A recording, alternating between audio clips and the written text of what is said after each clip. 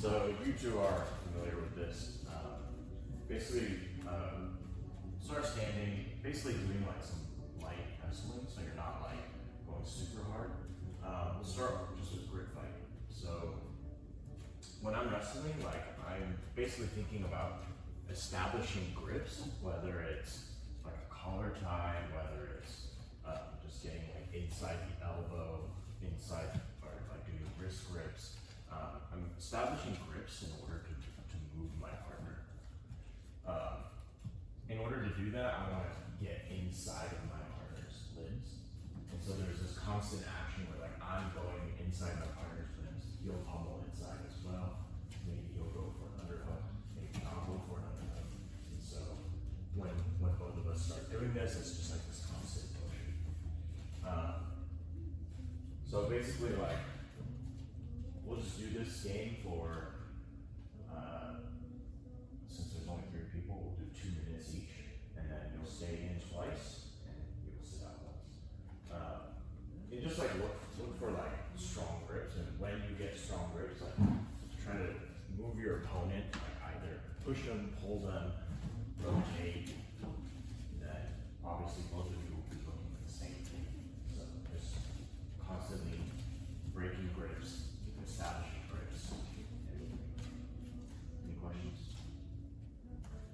I think a lot of this is, especially for you, Alexander, just like you'll like just basically start to understand it as you as you go. And you kind of want to like allow, like you want to let just try different grips and things like that, so it goes back and forth. But it gets are doing the grip fight. You guys are moving your feet. Next game we'll play is the win condition is picking up a single leg. So the important thing about picking up a single leg is we want to make sure we clear grips and then shoot for the side that has the foot that's close to us. At least, that's the easiest way in order to get a single. So let's say like Philip has like a collar tie on me. So like if I wanted to go for a single on his left leg, I can't shoot right here. Because if I just go down and shoot, he's going to block me with his collar tie, and basically I'm just going to be blocked by this, and I'm going to have 30%.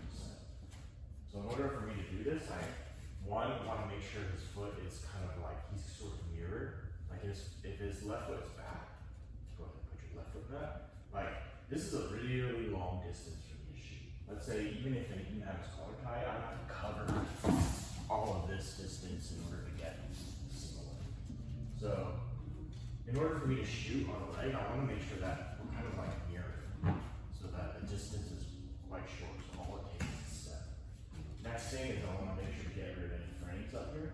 And there are a variety of ways to do that. You can hand fight, like what you guys are just doing, whatever, like break the grip, bring it out of the way, and then come here. So the way to do that is essentially like once you've cleared all of the defenses up top, I'm sort of dropping, taking a step and I'm dropping, and then I'm pivoting.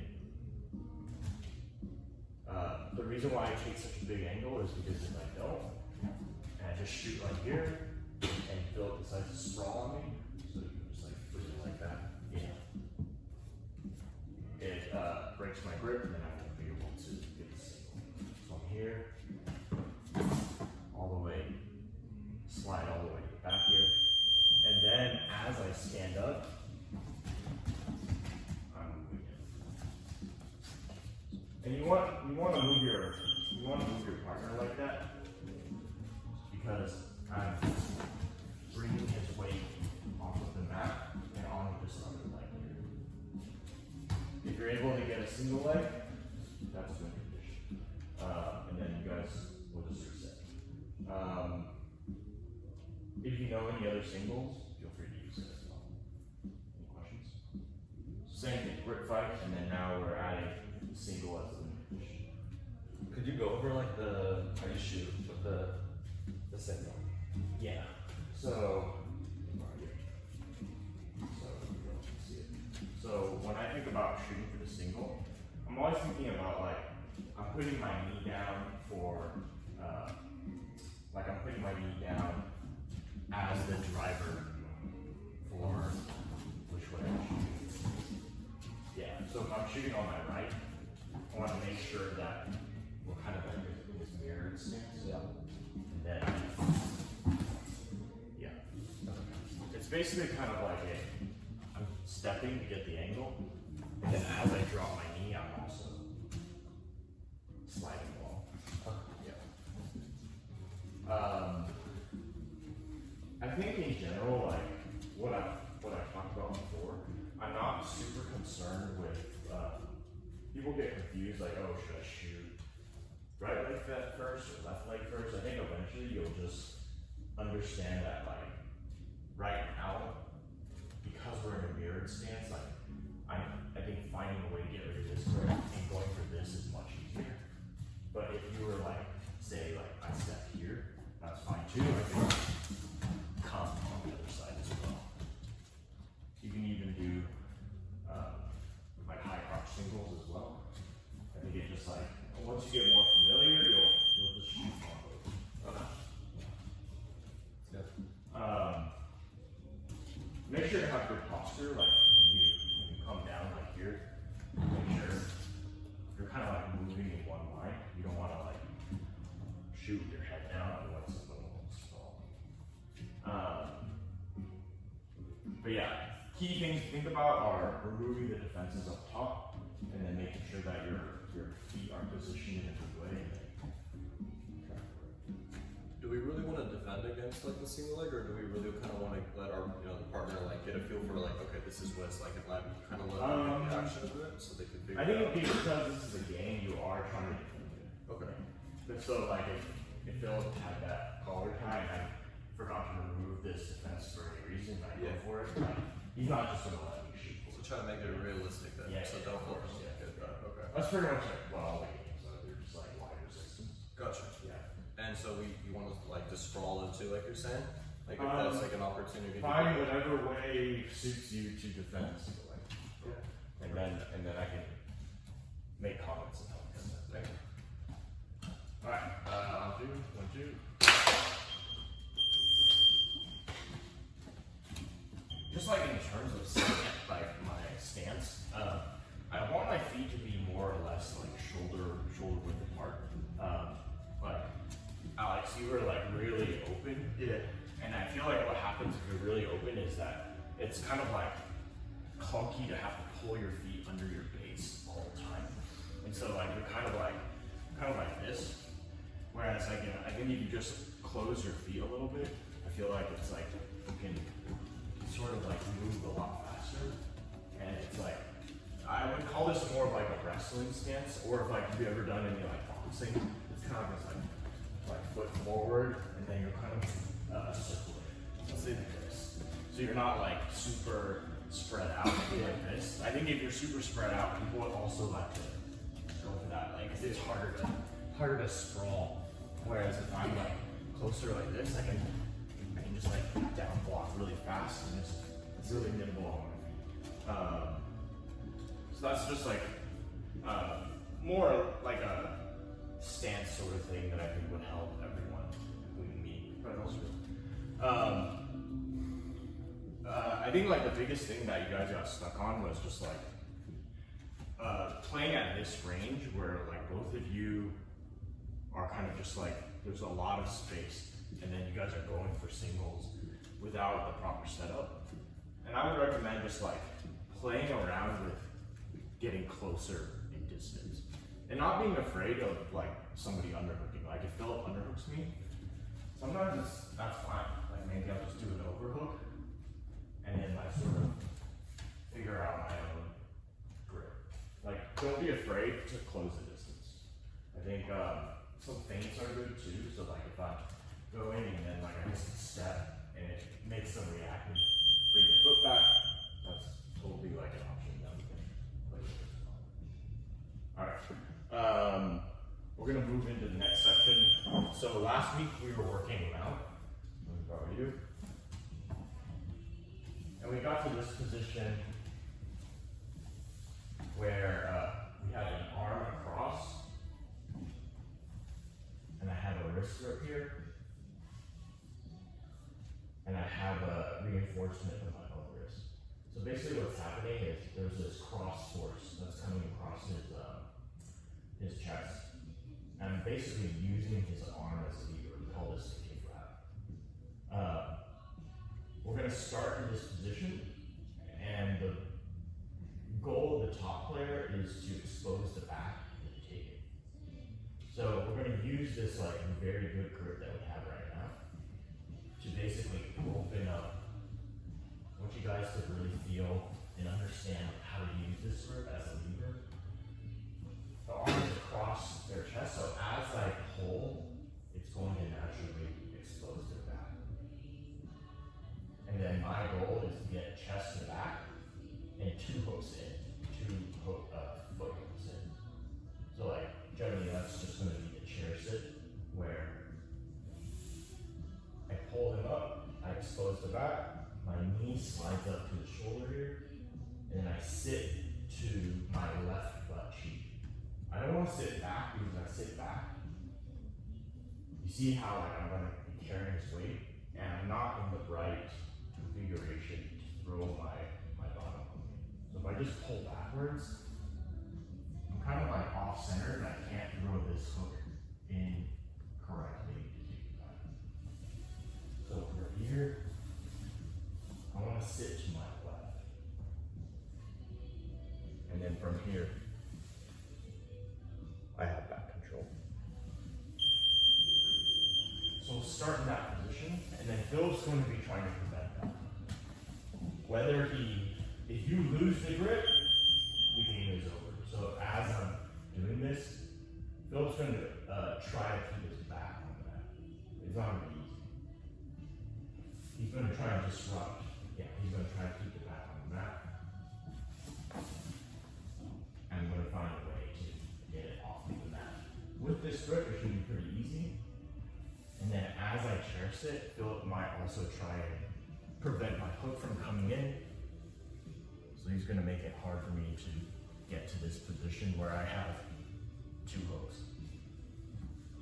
So we'll start there. Any questions? And 2 hooks is just mean with like basically having your legs just around the waist? Yeah. So 2 hooks meaning my feet kind of just like On the inside of the thighs. On the inside of the thighs. Okay. Because the back position is essentially like you've gotten to their back. I have a seatbelt grip. I'm just like right here. Okay. Yeah. Good. It was called a gift wrap? Yeah, the gift wrap. So with this right knee, or the knee behind the person, actually first off, with the gift wrap, if you start in this position, I fully expect to not lose this grip when I have it. The way to really use this grip is to exert force behind the tricep here. Like if I pull using the hand that's on the wrist, like there's only so much I can pull before Philip starts pulling back. So go ahead and pull back. Yeah. But what he can't do is he can't stop this force with my elbow behind. So to really use this grip, I actually extend my elbow with a pull here as well. So so like even if he tries to resist that, it's really hard. Once I expose the back, I can see it. I usually like to get like some kind of wedge, like I get my chest right behind it. And then this knee comes up, and it's right here. And then when I sit, I don't want my leg out like this. It makes it really awkward. You see, like as I sit this way, it's pretty awkward. But if I keep the leg molded against the back right here, as I sit, it basically becomes like a hook. I'm gonna come here, and I just have to put that hook up. So those are just some tips in that position from the gift wrap. Do you need to see that, Phil? That's it. No? Okay. Alright. Let's start now in the back. So we'll start in the back position. We'll play a little game to help you guys understand how to control the back. So we start hooks in, and then I get a seatbelt grip. So I have a hand that goes over the shoulder on one side, and a hand that comes under the armpit on the other. The hand that's over, I cover it with my underhook over cover it with my underhook side. There's a very particular way that I grab it. So my overhook, I grab it like 2 fingers on the wrist and 2 fingers on the palm, kind of like this. And then I grab it like that, so it's kind of like I have 50% coverage on the wrist and 50% coverage on the hand. As you guys get more advanced, this is like the most basic grip, but it's also like the most, I want to say it's like very common. As you guys get more advanced, you guys can like do whatever you want, honestly. Like you can do butterfly grip, you can go under the armpit. I generally don't recommend like S grip or even like gable. You could do gable grip if you want. But I kind of like this one just because you can like, you're protecting the hand that you usually strangle with. Anyway, so this is the seatbelt grip. Seatbelt is overhook, underhook. It's basically a seatbelt across your chest. On the underhook side, I want my head to be there all the time. You'll find out later that like if your head is not there and it's just open, Philip can swim his head to this side, and if we're on the underhook side here, like this, he can swim his head to the mat, go ahead and swim your head to the mat, and now you can start escaping the shoulder line. This is all prevented if I have really tight control with my head on the underhook side.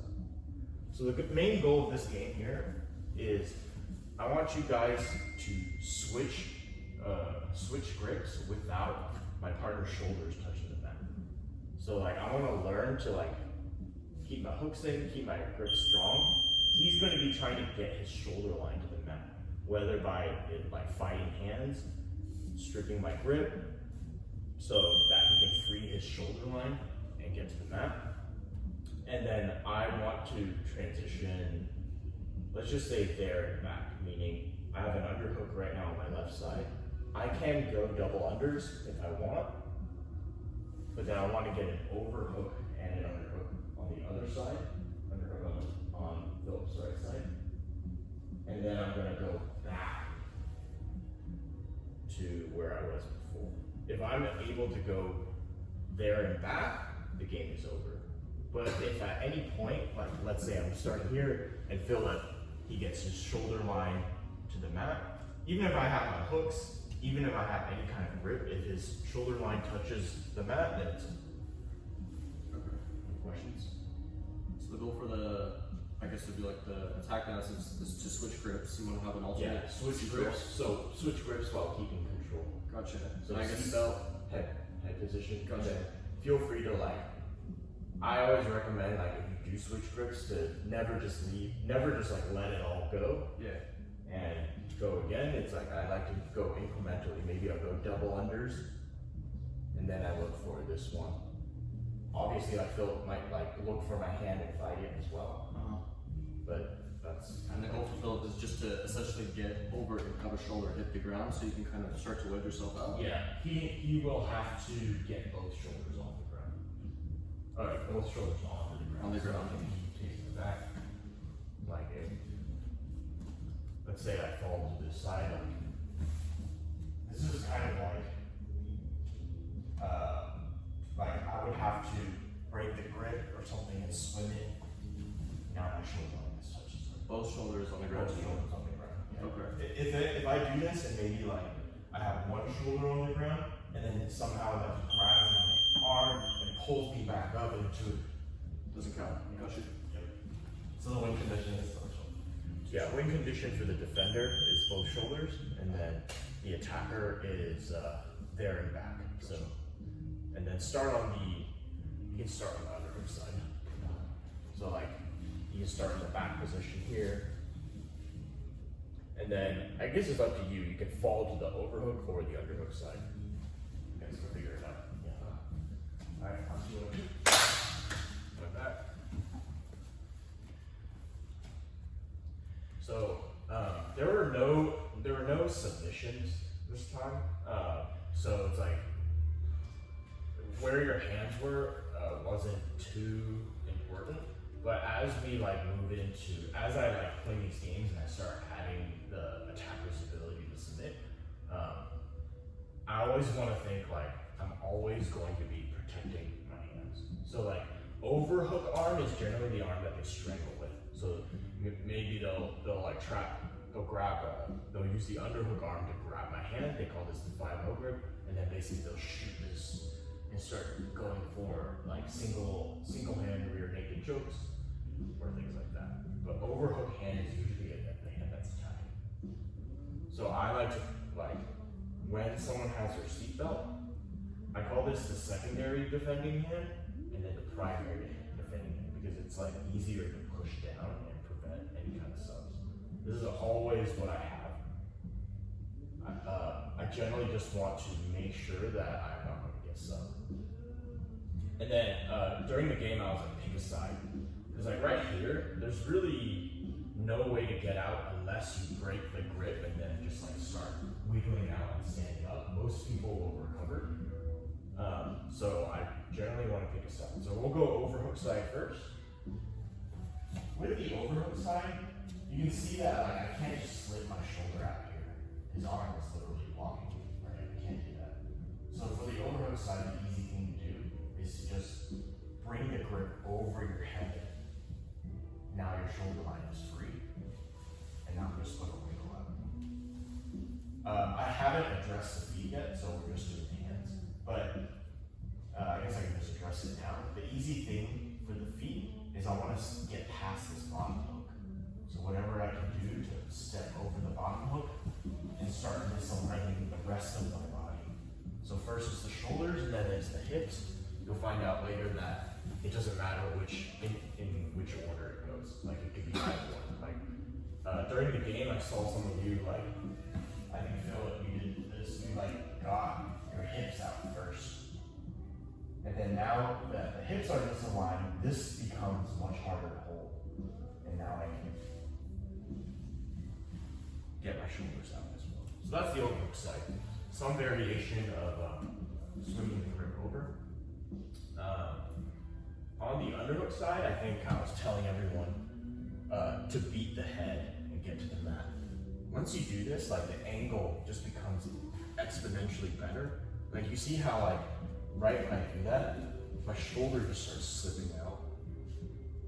So from here, same thing, get out of the bottom hook, and then I'm just sliding out until if my back's on the mat, he's not facing my back.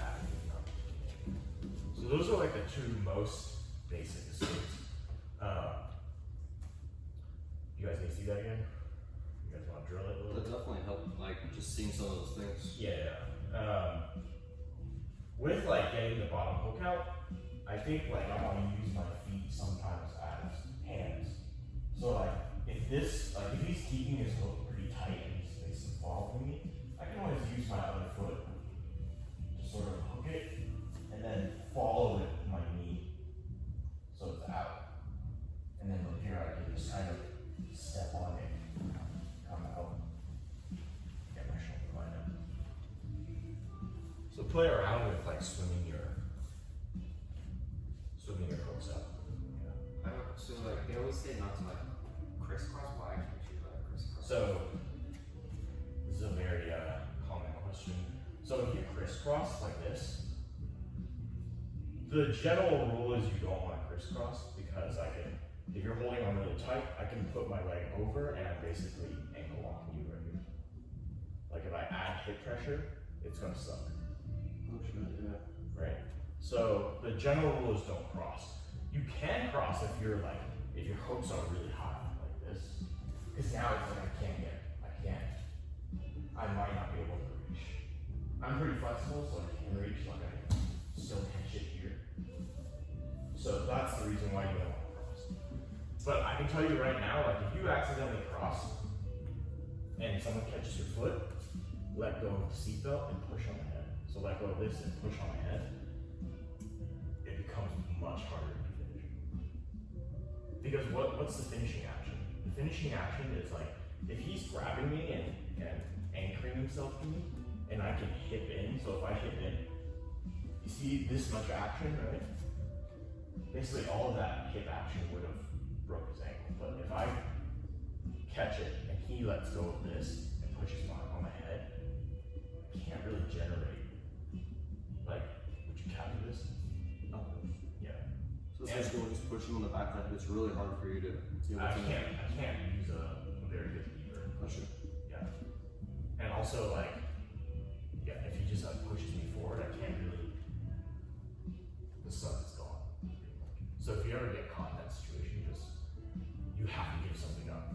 Like, you want to get ankle locked from the back, or do you want to just like push the head and just so that's like that's the reason why you shouldn't cross your legs. But I want to say, like, if you ever compete, people will try that, but it's good to know that, like, you just let go in order to get out of that. If you do want to cross your legs, I do recommend, like, you can do it in a way where you're aware of your feet so they can't bring their leg up to ankle crush. Alright, I'll let you guys drill this a little bit. So you guys can get a feel of getting out of the bottom hook and then overhook, underhook differences. Yeah. So not a game. So just like getting a couple of reps. Yeah. Alright, 1, 2, 1, 2. And three-way drilling is always very weird. It's great for me because honestly, I get to like. Oh yeah, I watch guess you get to watch. Yeah. It's just rough for a trial person